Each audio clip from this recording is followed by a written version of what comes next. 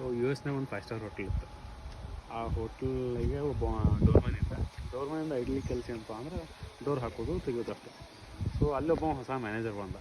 ಆ ಮ್ಯಾನೇಜರು ಮ್ಯಾನೇಜ್ಮೆಂಟಿಗೆ ಒಂದು ಸಜೆಷನ್ ಕೊಟ್ಟ, ಸುಮ್ಮನೆ ಡೋರ್ಮನಿಗೆ ಯಾಕೆ ನಾವು ಅಷ್ಟು ರೊಕ್ಕ ಕೊಟ್ಟು ಪಗಾರ ಕೊಟ್ಟು ಹಾಳು ಮಾಡಾಕ್ತಿರ್ತೀವಿ, ಅದ್ರ ಬದಲಿಗೆ ಒಂದು ಆಟೋಮೆಟಿಕ್ ಡೋರ್ ಮಾಡಿಬಿಡು ಅಂತ. ನಮಗೆ ಒಂದು 5 ವರ್ಷಕ್ಕೆ ಇಷ್ಟು ರೊಕ್ಕ ಉಳಿದೈತಿ ಅಂತೇಳಿ ಅವ ಒಂದು ಜನರಲ್ ಮ್ಯಾಥ್ ಮಾಡಿ ಹೇಳ್ದ. ಸೊ ಮ್ಯಾನೇಜ್ಮೆಂಟಿಗೆ ಅದು ಚಲೋ ಅನ್ನಿಸ್ತು.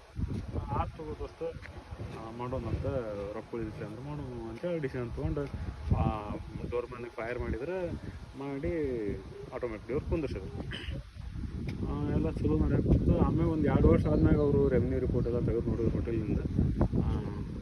ಅಲ್ಲಿ ರೆವೆನ್ಯೂ ಡಿಕ್ಲೈನ್ ಆಗಿತ್ತು ಮತ್ತು ಕಸ್ಟಮರ್ಸ್ ಕಮ್ಮಿ ಆಗಿತ್ತು.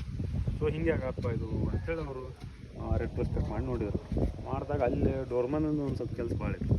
ಅವ ಬರೀ ಡೋರ್ಮನ್ ಆಗಿರಲಿಲ್ಲ, ಅವ ಬಂದವ್ರಿಗೆಲ್ಲ ಗ್ರೀಟ್ ಮಾಡ್ತಿದ್ದ, ನಗ್ತಿದ್ದ, ಕಸ್ಟಮರ್ ಜೊತೆ ಚಿಟ್ ಮಾಡ್ತಿದ್ದ, ಅವ್ರ ಲಗೇಜ್ ಹೊತ್ಕೊಂಡ್ಬರ್ತಿದ್ದ, ಎಲ್ಲ ಮಾಡ್ತಿದ್ದ. ಅವೆಲ್ಲ ಕಸ್ಟಮರಿಗೆ ಚಲೋ ಅನ್ನಿಸ್ತಿತ್ತು. ಆವಾಗ ಅವ್ನು ತೆಗ್ದಾರ ಅಂದ್ಕೊಳ್ಳೆ customers obviously they don't feel use to good about that hotel. ಅದರಿಂದ ಕಸ್ಟಮರ್ಸ್ಗಳು ಕಮ್ಮಿ ಆಗ್ತವೆ. ಸೊ ಇದಕ್ಕೆ ಡೋರ್ಮನ್ ಫ್ಯಾಲಸಿ ಅಂತ ಒಂದು ಹೆಸರು ಕೊಡ್ತಾರೆ ಯು ಎಸ್ನಾಗ. ಸೊ ಹಿಂಗೆ ಏನಪ್ಪ ಅಂದ್ರೆ ಇದು ಒಂದು ಸಣ್ಣ ಡೋರ್ಮನ್ನಿಂದ ಕೋಟಿಗಟ್ಟಲೆ ಹೋಟೆಲದ್ದೊಂದು ರೆವೆನ್ಯೂ ಡಿಕ್ಲೈನ್ ಆಕೈತೆ ಅಂದ್ರೆ ಅವ್ನ ಇಂಪಾರ್ಟೆನ್ಸ್ ಎಷ್ಟೈತೆ ಅಂತೇಳಿ ಅವ್ರಿಗೆ ಗೊತ್ತಾಯ್ತು.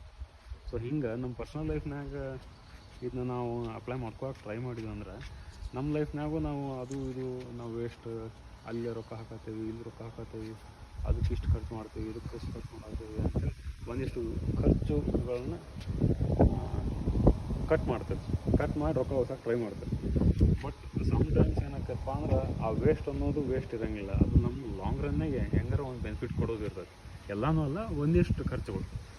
ಸೊ ಅಂಥ ಖರ್ಚುಗಳನ್ನ ನಾವು ಸ್ವಲ್ಪ ಕಾಶಿಯಸ್ ಆಗಿ ಹುಷಾರಾಗಿ ವೇಸ್ಟ್ ಮಾಡೋದ್ರಿಂದ ಏನು ತಪ್ಪಿಲ್ಲ. ಸೊ ನನ್ನ ಕನ್ಕ್ಲೂಷನ್ ಏನಪ್ಪ ಅಂದ್ರೆ every waste is not a waste. Thank you.